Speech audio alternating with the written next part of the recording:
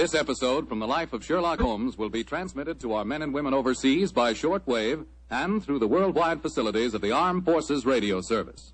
Petri Wine brings you Basil Rathbone and Nigel Bruce in the new adventures of Sherlock Holmes.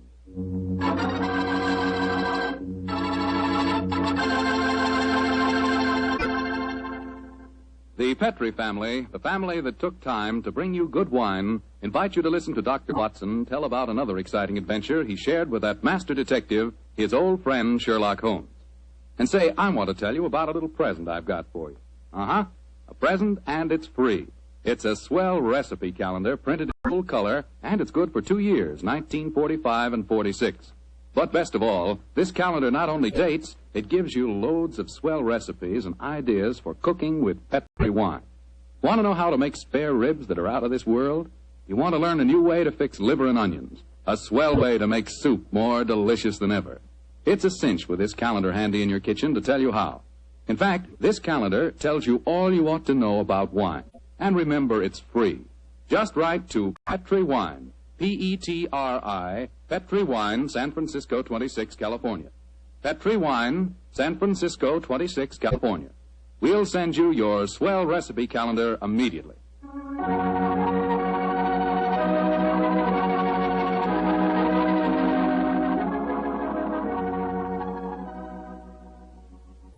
And now for our weekly visit to the genial Dr. Watson. Good evening, Doctor. Good evening, Mr. Foreman. Come in and settle yourself down. Thank you. You're looking particularly comfortable tonight, Doctor. Feet up on the sofa and the puppies asleep on your lap. Yes, my boy. The three of us went for a long walk on the beach this afternoon. Monty and Winnie had a running battle with the seagulls. In consequence, they've been fast asleep ever since we got home. Well, I hope you're not too tired, Doctor. I'm counting on a new Sherlock Holmes story, you know. No. I'm all ready for you, Mr. Foreman. In fact, I was going through my notes on the case just before you arrived. Well, last week you told us it concerned a strange society who held their meetings in an underground vault of a furniture warehouse. Yeah, that's right, my boy. Now, down, Winnie. Get down, Monty. No. Excuse me. Down. The story really began one stormy November night in 1887. I was married at the time and living away from Baker Street. On this night in question, my wife had already gone to bed, and I was nodding in front of the fire over one of Clark Russell's fine sea stories. I'd had a very tiring day, I remember. It was about the hour that a man gives his first yawn and glances at the clock, when suddenly my front doorbell jangled discordantly. Our servant Edna had gone up to bed, so I crossed to the window and opened it. It was very dark, but I could just see the outline of a figure standing on my doorstep. It looked like a woman. Suddenly, a cultivated voice called up to me. Is the doctor in? Yes, madam. I'm the doctor. Then please come at once. It's a matter of life and death. I have a carriage waiting. Gracious me. All right. I'll be down immediately. I closed the window, scribbled a note to my wife, grabbed my coat and hat and my bag, and a few minutes later I stepped out of the front door and closed it behind me. The carriage was standing at the curb, but I couldn't see any trace of the lady who'd called me. The only person in sight was an old and repulsive-looking beggar woman, dressed in rags and tatters. After a moment of bewilderment, I spoke. My good woman, did you see a lady leave here a moment ago? No, Doctor, she didn't leave. She's still waiting for you. Forgive me, madam, but clothes of yours, I thought you were a beggar woman. There isn't any time to discuss that now. Please get in this carriage. But where's the driver? I'm going to drive. Please get in. Very well. It's only business. Are you sure that you can handle those horses, madam? Of course I can. Well, you should tell me the way you're driving, ma'am. Please don't ask me any more questions, Doctor. You'll find out soon enough.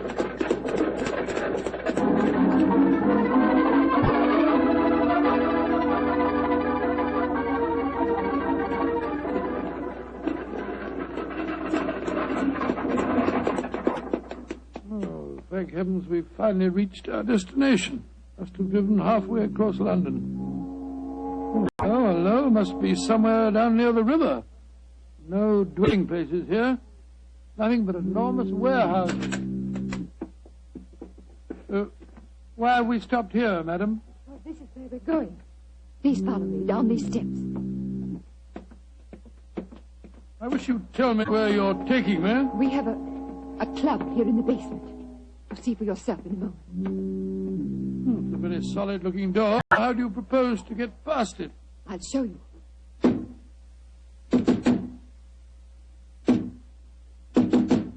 Lord, it must be a very secret club of yours, madam. It is, Doctor. Who knocks? Number 7. Give the password. To the lanterns. You may enter.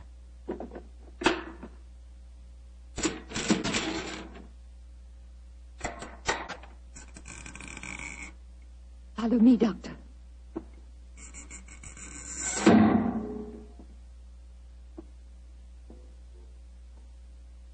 Madam, I do wish you'd tell me where you're taking me. This looks like the entrance to an opium den or a thieves' kitchen. Don't worry, Doctor. You're in no danger. There. Does that look like a thieves' kitchen? Great Scott, I don't believe my eyes. A luxuriously furnished room. What a strange collection of people. Some look like beggars. Others in full evening dress. Amazing. Number 7. Who is this man? He's a doctor. I went to fetch him. I thought I said there were to be no strangers inside. Now look here, my good man. I've been extremely patient, but my temper's beginning to wear a little thin. Either let me see your patient at once or show me out. My time's valuable and I don't propose to waste it. I'm sorry, Doctor. Where is Julian? He's in the back room. And if you know what's good for you, Doctor, whatever you call yourself, you'll forget everything you see in here. Stop threatening me, sir. I'm not in the least interested in your blasted club. Just take me to the patient.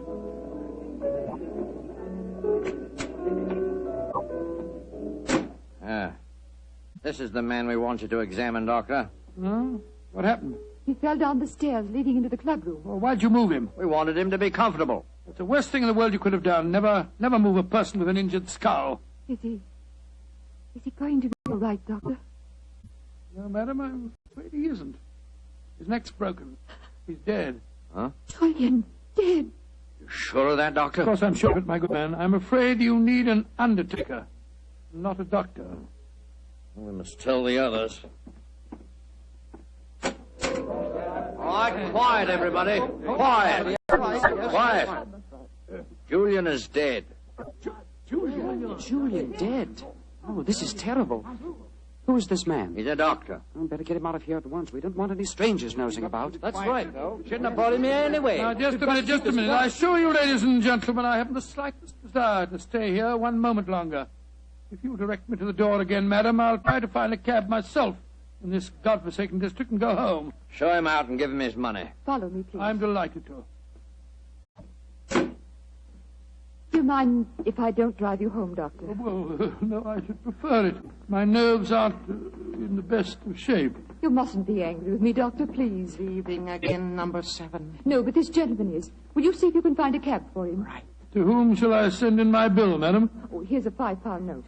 That should cover your time and trouble, shouldn't it? No, it's far too much, madam. No, Doctor, it's late at night and it hasn't a very pleasant case for you. Please take it. Oh, it's very kind of you, very generous indeed. But by the way, how did you happen to come to me in the first place? I was driving about looking for a doctor and a policeman directed me to your house. Oh, I see. I have found a cab for you. Thank you, my man, thank you. Oh, Doctor, may I come round in the morning for a death certificate? Of course. You remember my address? Yes, but I don't know your name. Watson. Dr. Watson. Dr. Watson? Not the Dr. Watson who's associated with Sherlock Holmes. Madam, I'm flattered that you know of me. Good night, Doctor. And please forget about everything you've seen here tonight.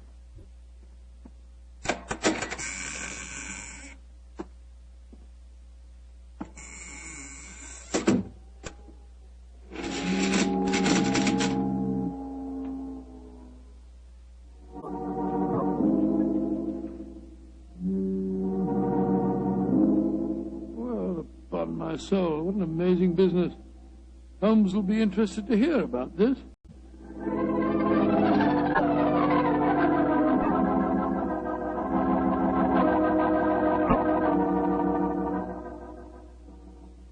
Well, And that's the way it was, Holmes. One of the most curious adventures I ever had without you. Very interesting, Watson. You say this underground cellar was luxuriously furnished. Yes, and the people there were an amazing mixture. Some were in rags and some in evening dress. Huh, like the nursery rhyme, eh? Some in rags and some in tags and some in velvet gowns. Exactly. You had the feeling that I was taking part in a story out of the Arabian Nights. I must say, though, I was pretty angry at the time. However, after a good night's rest, I feel quite differently this morning. I thought I'd just drop round and tell you all about it. Glad you did, my dear fellow. It would be interesting to see if any repercussions of your strange adventure reach us. Oh, I doubt it. The woman seemed frightened to death when I mentioned your name. We shall see. Meanwhile, I'm expecting a client. You're not too busy. Perhaps you can stay. No, I'd like to very much. Who is it, you know? This telegram will tell you much more than I can. Arrived an hour ago. Let's have a look. Be at your lodgings this morning to discuss our problem. Signed AMS. Pretty high-handed message. Be at your lodgings. Oh, please. What suppose AMS stands for? I was just toying with that problem when you arrived. Would it be the American Medical School? No, there's no such body. It's the American Medical Association. Oh, yes. The imperious tone of the message inclines me to believe that the A stands for amateur. Very possibly. Amateur Oscar Society. Or the amateur murderers. That would be a nice thought, wouldn't it? Their representative now, no doubt, to save us further guesswork. Holmes, it looks like the same carriage that I drove in last night. The girl standing on your doorstep, dressed in the height of fashion. Mrs. Hudson's letting her in. Splendid. It seems that we have not heard the end of your adventure. Go and meet the lady at the top of the stairs, will you, old chap, and save Mrs. Hudson's legs. Right, you are, Holmes. Thank you, Mrs. Hudson, thank you. All right, come in, madam. Want to come in? Thank you, Dr. Watson. Mr. Sherlock Holmes. At your service, madam. Won't you sit down? I'm Lady Dorothy Brownlee. It's your voice. You're the lady who fetched me last night, dressed up as a beggar woman. Yes, I am, Dr. Watson. Forgive me for being so mysterious at the time. Doubtless you have come to consult me regarding last night's unfortunate accident at the Amateur Mendicant Society. How did you know what the initials stood for, Mr. Holmes? Well, after hearing Dr. Watson's story of last night's happenings, the connotation seemed obvious. Am I right? Perfectly. Last night, when Dr. Watson told us Julian was dead, we thought it was an accident. And now you think it is murder, eh? Lady Brownlee, if you expect my help, there must be no more mystery. Just what is this Amateur Mendicant Society? I'm afraid it'll be a little hard for you to understand our motives. We're a group of people, rather wealthy people, I suppose, who find pleasure in deliberately leading a seamy life disguised as beggars. We use the basement that you were in last night, Doctor, as our headquarters. We keep our beggars clothed there and change out of them before we go home. Oh, what a fantastic idea. What a futile, worthless, leisure time, Lady Brownlee. I suppose it must seem so, Mr. Holmes. But we're curious to learn how the other half lives. And of course, there's a certain thrill in rubbing shoulders with the police. At least we do some good. Indeed. I should be interested to learn how. All the money we make as beggars we give to charity. Oh, do you really? And you feel that this gesture on your part absolves you from any responsibility to the real beggars whose livelihood you're impairing? I hadn't thought of it just like that. No. Then I suppose you won't want to help us. Oh, that's quite another matter, madam. As a professional detective, I cannot afford to be a moralist. Yes, I will investigate this case for you, though I warn you my fee will be an extremely high one. Money isn't important, Mr. Holmes, as long as we can solve Julian's death without bringing the police into the case. Lady Brownlee, who is the dead man? The man you refer to as Julian? Julian Trevor, the poet. He was the one who started our society. Yes, I think I've read some of his work. Decadent. Distinctly decadent. Well, what makes you think that he was murdered, Lady Brownlee? Well, after you left last night, Dr. Watson, there was a terrible scene. You remember Sidney Holt? Oh, was he the big fellow who was so unpleasant to him? Yes, that's the one. Oh, do I remember him? He said that he saw Lord Cecil deliberately trip Julian as he came to the head of the staircase. Oh, Lord Cecil being... Lord Cecil Deerenforth, son of the Earl of Meersham. Oh, yes. There was a bitter argument. Cecil accused Sidney of doing the same thing. Then they had a dreadful fight. It ended up with Cecil threatening to go to the police. So that's when we decided to send a telegram to you, Mr. Holmes. Oh, yes, I see.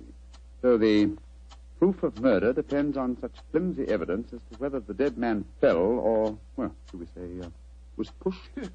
what it seems like. Mr. Holmes, even though you disapprove, please help us, won't you? Yes, Lady Brownlee, I will. Then you come back with me now to our headquarters. I shall join you within the hour. In the meantime, my old friend Dr. Watson can go with you. But Holmes, what can I do without you? You know my methods, old chap. Act accordingly. Oh? Very well, Mr. Holmes. But you promise you'll be there. I promise you that I will be there, madam. Thank you so much, Mr. Holmes. We'll be expecting you. Come on, Doctor. Well, I'll just get my hat and coat. Holmes, what are you up to? Go with her and ask no more questions. I shall join you within the hour. Holmes, there's a glint in your eye. I don't think you believe the story. Of course I don't, Watson. Well, then what? Then go with her, old fellow, and keep your wits about you. The game's afoot.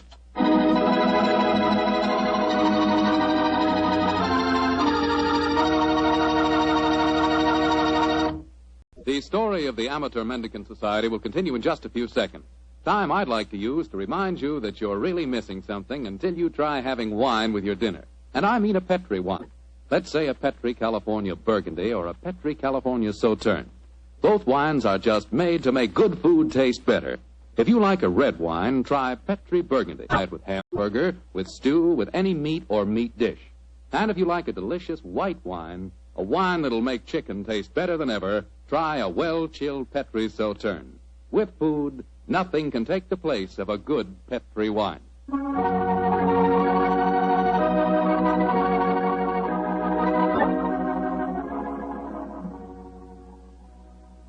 And now back to tonight's new Sherlock Holmes adventure. The Amateur Mendicant Society, a group of wealthy eccentrics who pose as beggars, have come to Sherlock Holmes and Dr. Watson with a problem. One of their members has apparently been murdered, and the famous pair have been asked to investigate the killing. As we rejoin our story, Dr. Watson, still awaiting the arrival of the great detective, is cross-questioning three of the members at the headquarters of this unusual society. I don't find your story very convincing. Oh, don't you now? Well, then suppose you stop asking questions until Sherlock Holmes gets here. He's the man we've engaged to settle this business, not you. We're paying for his services, not those of his assistant. Mr. Holmes asked me to conduct this preliminary investigation, my good man. I'm perfectly familiar with his methods. So keep a civil tongue in your head if you want us to continue with this case. Well, I'm not answering any more questions till he gets here. Insufferable fellow. Lord Cecil, you say that you saw Holt deliberately trip the dead man as he came down the stairs last night. Yes, I did. Well, where were you standing, sir? At the head of the staircase.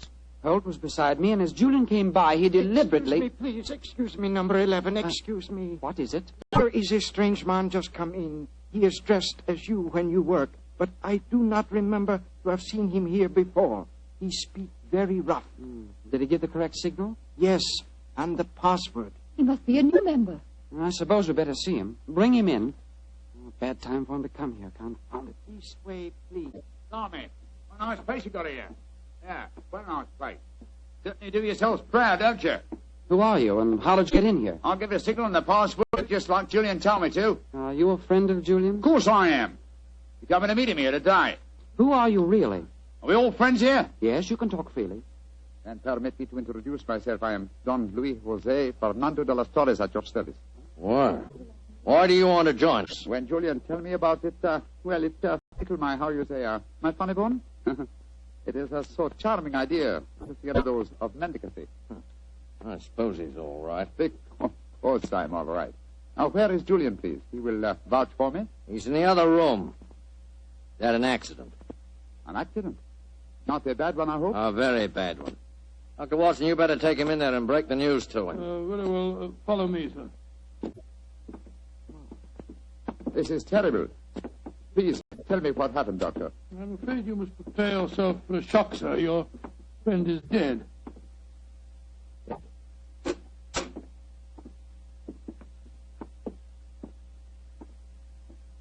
His neck was broken last night in some brawl. Yes, except that I do believe it was an accident, Watson. Holmes! Quiet, old chap, quiet. But not quietly enough, Mr. Sherlock Holmes. Come on, come back to the others and let all take a look at you. Come on, get moving, both of you. This isn't a pop gun in my hands. Sorry, Holmes, I gave the whole thing away. That's all right, old chap.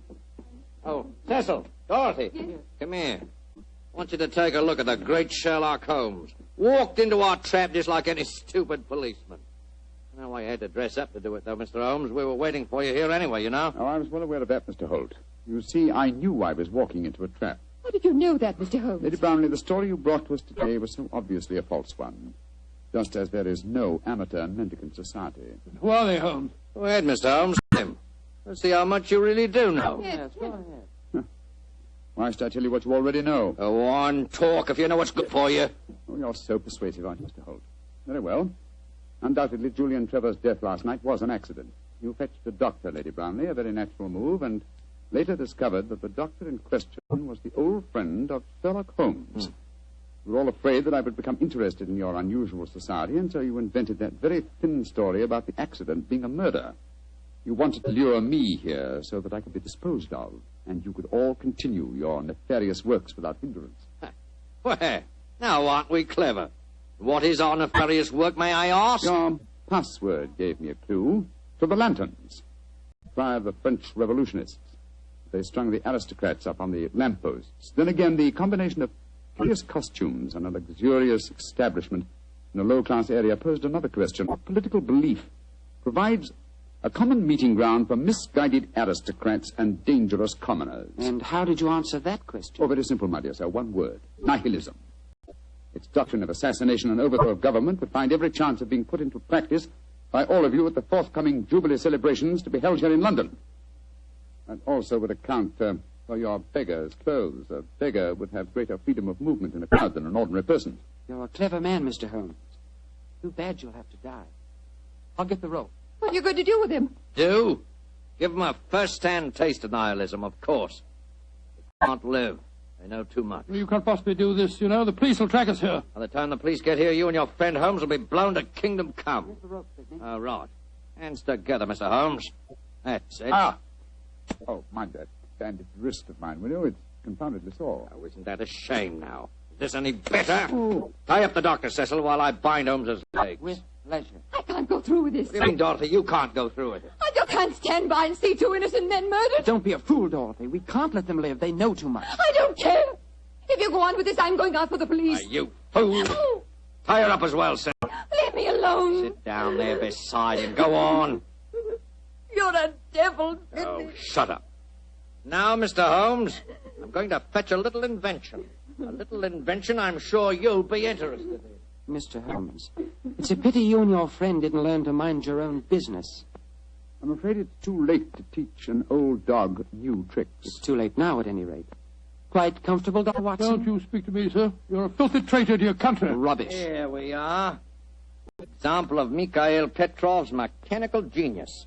This bomb will blow the entire building sky high, and the three of you with it. Now, I wind the time clock so, and we'll set the fuse to go off in 5 minutes. Will give us plenty of time to get away. So.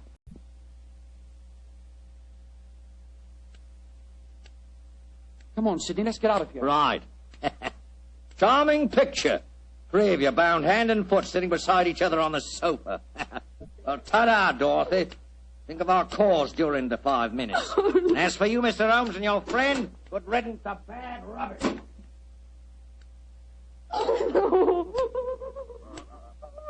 Well, Holmes, this looks like the end. Afraid so, old chap.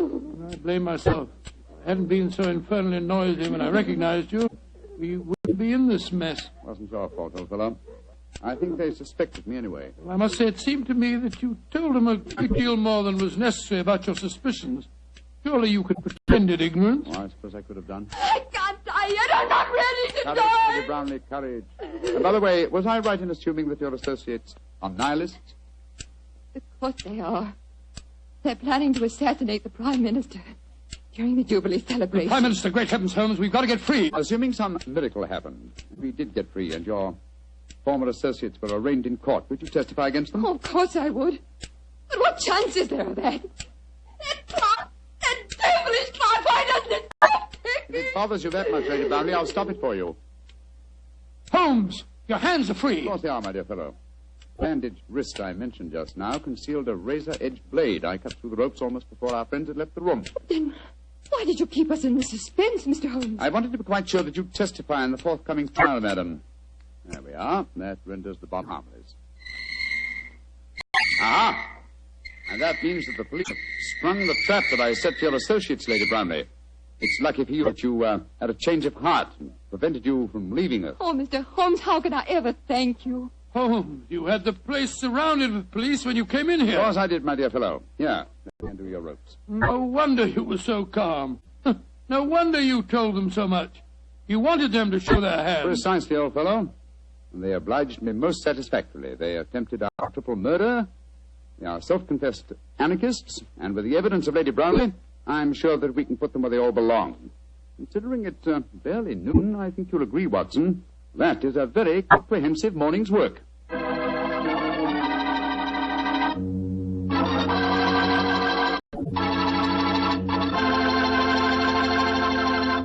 Doctor, tell the truth. Were you scared waiting for that time bomb to go off? Scared, my boy? I was so scared that to this day I can't stand being in the same room with a loud ticking clock. The tick of the clock seems to speak to me. Seems to say, tick-tock, this is the end. Tick-tock, this is the end. Did the clock ever speak to you like that? Well, yes, Doctor. How did you know? What's the clock say to you? Tick-tock. Petri took time to bring you good wine. Petri took time to bring you good wine. Gracious me, Mr. Foreman. You listen to your clock and I'll listen to mine. Gosh, Doctor, can I help it if I like to hear about Petri wine? After all, that Petri family really knows how to make good wine. And it's no wonder. They've been making wine ever since they started the Petri business generations ago, way back in the 1800s. And because the making of Petri wine is a family affair, well, they've been able to hand on down from father to son, the skill and experience of each preceding generation. So naturally, when it comes to turning luscious, sun-ripened grapes into fragrant, delicious wine, well, you just can't beat the Petri family, because Petri took time to bring you good wine. Say, don't forget to take time to send for your Petri recipe calendar. It's free. Just write to Petri Wine, P-E-T-R-I, Petri Wine, San Francisco 26, California. San Francisco 26, California. This offer is intended to apply only in those states and other localities where its acceptance is permissible by law and regulation. And now, Dr. Watson, what adventure are you planning to tell us next week? Well, next week, Mr. Foreman, I'm going to tell you a story of old Vienna. The Vienna of sparkling lights, beautiful women, and lilting music. And of an extraordinary murder that takes place to the accompaniment of a Mozart sonata. Boy, that sounds like a thriller. I'll see you for sure next week. Just a minute. Before I go, Mr. Foreman, I want to urge every registered nurse listening in to get all the facts about the Army Nurse Corps. The Army needs you, nurses, needs you desperately. They'll make you an officer at once and give you every chance to further your post-war careers. So if you're a registered nurse under 45, call at your local Red Cross chapter and get all the details. Or wire collect to the Surgeon General, U.S. Army, Washington, D.C. And if you can't qualify for the Nurses Corps, see if you can't get into essential civilian nursing so that you can release a nurse who does qualify. But do something about it first thing tomorrow, won't you?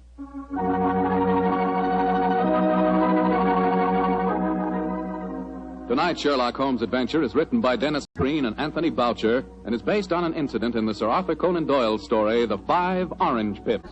Mr. Rathbone appears through the courtesy of Metro-Goldwyn-Mayer and Mr. Bruce through the courtesy of Universal Pictures, where they are now starring in the Sherlock Holmes series. The Petri Wine Company of San Francisco, California, invites you to tune in again next week, same time, same station. Meanwhile, don't forget to take advantage of our offer of a free recipe calendar. Oh, the Petri family took the time to bring you such good wine. So when you eat and when you cook, remember Petri wine. To make good food taste better, remember... Petri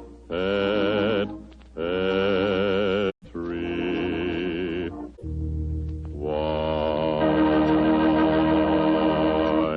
This is Bill Foreman saying goodnight for the Petri family. Sherlock Holmes comes to you from our Hollywood studios. This is the Mutual Broadcasting System.